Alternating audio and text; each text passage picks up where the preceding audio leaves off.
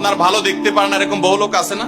এই হিংসা করলে অনেক সময় বদনজর লাগে, বদনজর। আপনার ভালো কিছু হতে আরেকজনের জ্বালা পড়া শুরু হয়েছে, এর কারণে অনেক সময় মানুষ ক্ষতিগ্রস্ত হয়। বহুবার এই সূরা পড়ে তৎক্ষণাৎ একেবারে পড়ার সাথে সাথে আমি কার্যকরিতা আমার চোখে বহুবার দেখেছি, আলহামদুলিল্লাহ।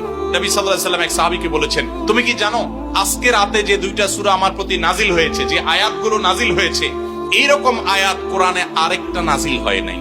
আমার বাসা বাচ্চার কোনো অসুবিধা হলে মাঝে মধ্যে আমার মিসেস বলতেন যে একটু দোয়া পড়ে খু দাও তো। আমি আমার মিসেসকে সাথে সাথে বলি, কেন, তুমি দিলে কি সমস্যা?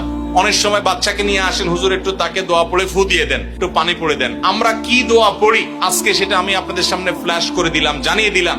আপনার যদি কোনো বিপদ হয়, আজকে অনেক ভাই প্রশ্নে লিখেছেন, অনেক সময় মানুষ বলে, ভাই আমার বাচ্চাটার এই সমস্যা, আমার ওই ওয়াইফের এই সমস্যা, আমার স্বামীর এই সমস্যা, আমার এই সমস্যা, আমরা আল্লাহর কাছে আশ্রয় চাইতে জানি না। আজকে শিখে যান, এই দুইটা সূরা নাজিল হওয়ার যে প্রেক্ষাপট, সেই ঘটনা শুনলে আমাদের ঈমান আরো বেড়ে যাবে ইনশাআল্লাহ।